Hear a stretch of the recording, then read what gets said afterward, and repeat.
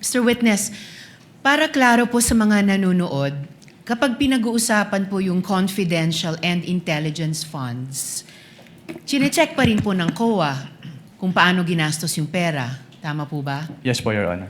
Okay, so ibig sabihin, kahit confidential ang tawag sa confidential funds, kailangan busisiin pa rin yung pinagkagastosan. Tama po? Yes po, Your Honor. Kasi public funds po siya. Kasi public funds.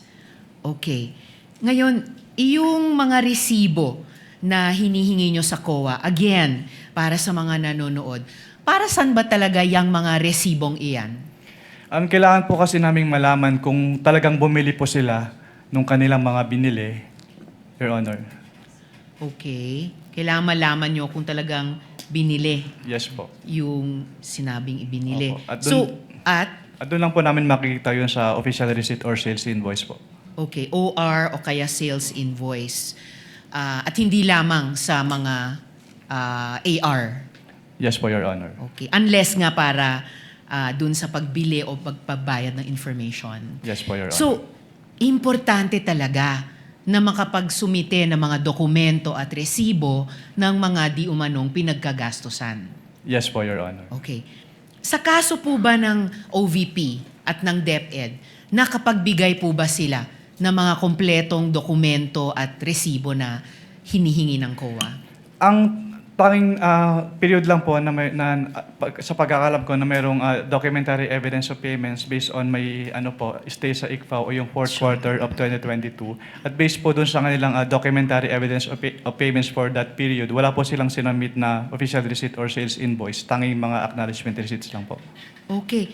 So yung mga supporting documents na required, hindi ko po pwedeng tanungin kung kaagad nilang naibigay dahil hindi po naibigay yung ibang supporting documents. Yes po, Your Honor. Ni isa po within any time period after na dapat nilang sumitihin yan.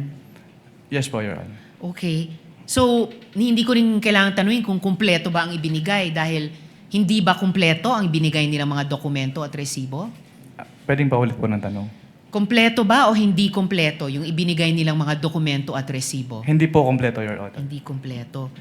Now, according to the joint circular, kailangan ng evidence of success for rewards payouts. So, itong tinatawag na evidence of success for rewards payments, naibigay po ba ito ng OVP? Hindi po, Your Honor. Naibigay po ba ito ng DepEd? Katulad nga po ng sinabi ko, yung sa OBP lang po yung may DEPs na naabutan ko. Alright. Pero hindi po naibigay ng OVP yung evidence of success for reward payments. Opo.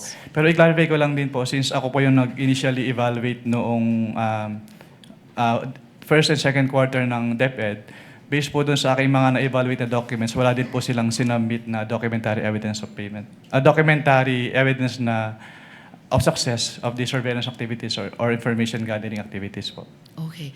At sa simpleng salita, bakit importante itong evidence of success sa rewards payments? Diyan po kasi malalaman kung valid ba yung naging payment nila ng rewards po. So kasi dito sa acknowledgement receipt, makikita natin marami-rami po ito, no?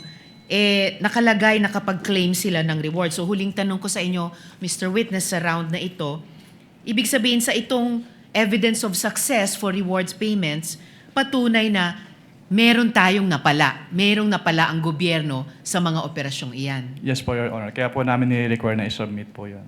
Alright. Salamat, Mr. Witness. Salamat po, Mr. Presiding Thank you, Officer. Senator Judge Ontiveros.